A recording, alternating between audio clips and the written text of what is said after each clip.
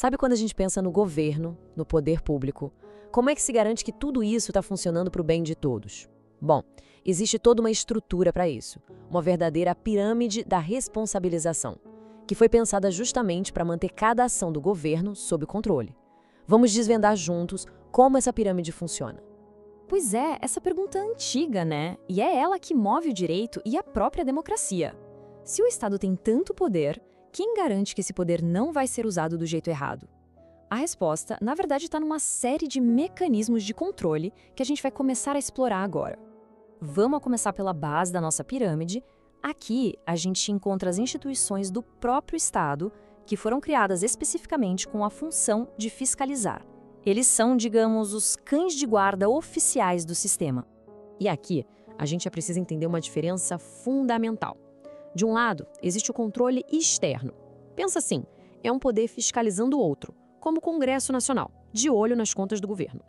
Do outro lado, tem o controle interno, que funciona mais como uma auditoria interna, sabe? É cada poder se avaliando para corrigir os próprios erros. E falando em controle externo, tem uma peça-chave que, olha, muita gente confunde, o TCU. Um ponto super importante sobre ele é que o TCU não faz parte do Poder Judiciário. Na verdade, ele é um órgão técnico que dá suporte para o Poder Legislativo. É como se fosse um time de especialistas em finanças que prepara um relatório detalhado para que os parlamentares, que são os representantes eleitos, possam dar o veredito político final sobre as contas. Tá, mas para quem vale essa regra? Quem exatamente está sob o olhar atento do TCU? Basicamente, qualquer um que lide com dinheiro público. E isso vai muito além do servidor. Se uma empresa privada, por exemplo, recebe recursos do governo ou gerencia um bem público, ela também entra na dança e precisa prestar contas de cada centavo. Beleza, então temos os vigilantes oficiais. Mas e se eles não forem suficientes? Aí, a nossa pirâmide sobe de nível. E a própria Constituição entrega algumas ferramentas para a gente poder agir. É aqui que o poder de fiscalizar sai das mãos do Estado e vai parar, olha só, diretamente nas mãos de cada cidadão.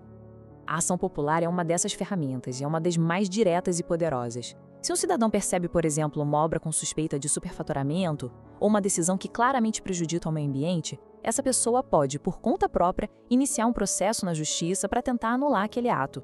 É o poder de proteger o que é de todo mundo. E olha, a Constituição não poderia ser mais clara sobre isso. Não precisa ser uma organização, não precisa ser advogado, basta ser cidadão para ter o direito de defender o patrimônio público nos tribunais. Isso mostra de uma forma brilhante o poder que a cidadania carrega. Ok, a ação popular cuida do que é coletivo. Mas e quando o problema é um direito individual, algo que é só seu e foi violado por uma autoridade? Bom, para isso existe um mandado de segurança.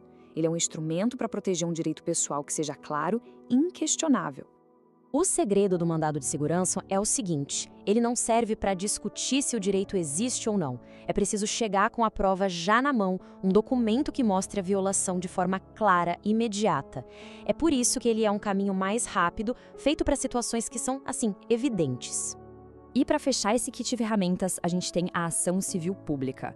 Se a ação popular é para o cidadão proteger o que é de todos e o mandado de segurança protege um direito individual, a ação civil pública serve para defender os direitos de grandes grupos. Pensa, por exemplo, nos direitos dos consumidores de uma cidade inteira ou na proteção de um patrimônio histórico. Ela é geralmente usada por entidades que representam esses interesses coletivos. Mas e se mesmo com tudo isso o controle falhar? E se um agente do Estado, agindo em nome dele, causar um dano real a alguém? Aí a gente entra na camada final da responsabilização, a obrigação do Estado de indenizar. A resposta curta e direta é sim. Se um ato do Estado, seja por ação ou até por omissão, causa um prejuízo a um cidadão, o Estado tem o dever de reparar financeiramente esse dano. É o que a gente chama de responsabilidade civil do Estado. E essa ideia não é de hoje, não. Ela tem um marco histórico bem famoso, o Caso Blanco, que aconteceu lá na França em 1873. Foi um momento decisivo que estabeleceu que o Estado não está acima da lei e que ele tem, sim, a obrigação de reparar os danos que causa.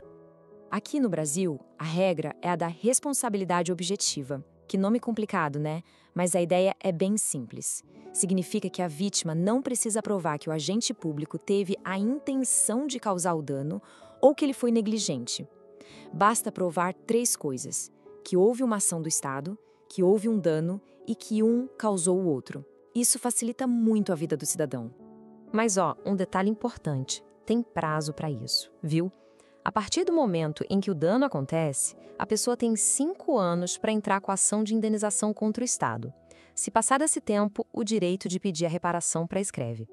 E com isso, a gente vai chegando lá no topo da nossa pirâmide.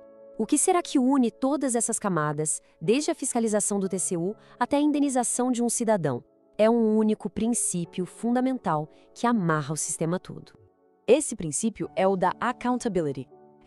Eu sei, é uma palavra em inglês, mas ela é perfeita porque junta 2 ideias essenciais: a de prestar contas, ou seja, ser transparente, e a de ser responsabilizado, que é arcar com as consequências dos próprios atos.